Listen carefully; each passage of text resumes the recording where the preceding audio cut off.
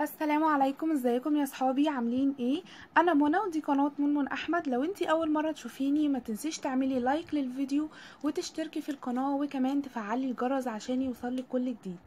هكلمكم النهارده عن شخصيه الزوج وازاي تتعاملي معاها. مشاكل كتير بتحصل في بيوت كتير بسبب ان الزوجه مش بتعرف تتعامل مع زوجها، وبما اننا مخطوبين ومقبلين على الزواج فلازم نعرف الحاجات دي. وكمان الستات المتجوزة اسمعي هتستفيدي كتير.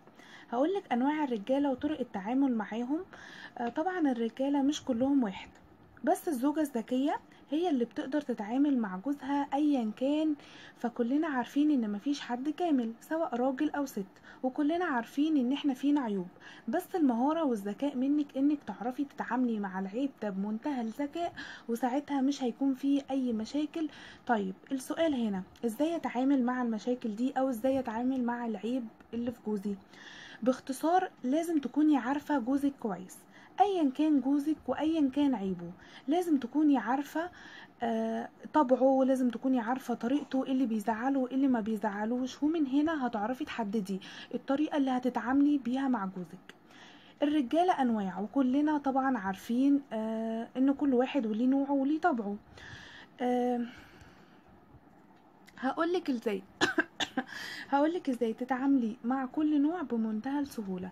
اول نوع الزوج العصبي. النوع ده من الرجالة بيفقدوا اعصابهم بسرعة جدا وبيغضبوا بسرعة رهيبة، ولأتفه الاسباب. النوع ده صعب شوية في التعامل معاه يعني، ولكن مفيش مستحيل في سبيل تحقيق السعادة الزوجية. لازم بيتك يكون فيه سعادة زوجية علشان طبعا تكون يعني حياة سعيدة وحياة ناجحة.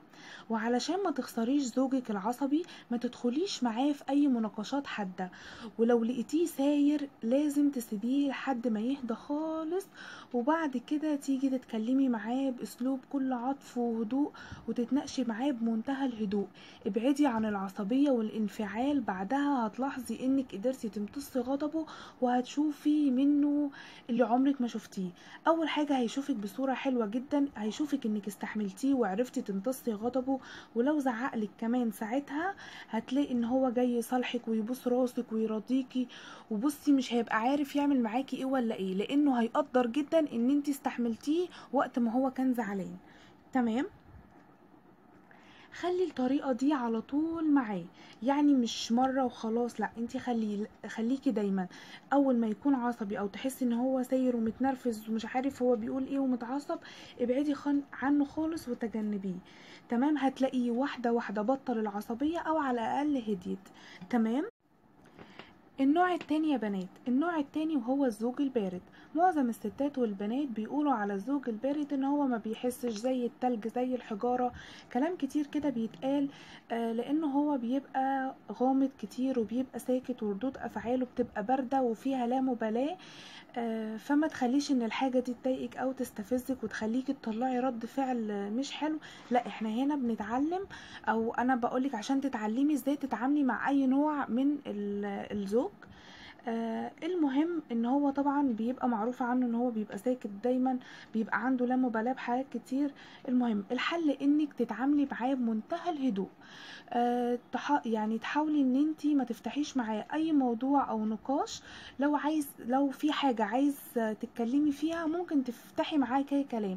لقيتيه تمام عايز يتكلم معاكي مفيش مشكلة، حسيتي ان هو عنده لا مبالاة او حسيتي ان هو ما اداكيش اهتمام، خلاص ايه ما تتكلميش. هتلاقيه هو مرة في مرة حس، بس طبعا ده لازم يكون باسلوب معين مش بقمصة او الكلام ده.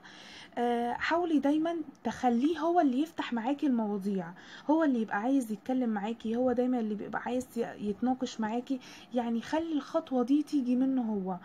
هتلاقيه واحدة واحدة بقى معاكي بيتكلم وبقى معاكي عايز يفتح معاكي كلام وعايز مواضيع، وهيبقى طبيعي جدا.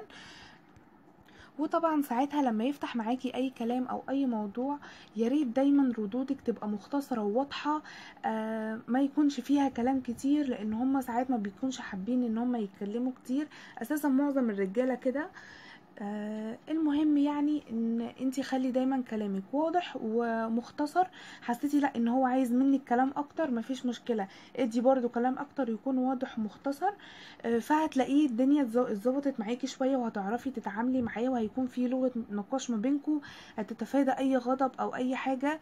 انا عارفة ان النوع ده بالذات، والله الله يكون في عون فعلا الناس اللي معاها النوع ده، ان هو بيستفز، بتحسي كده ان هو بيستفزك بردود افعاله.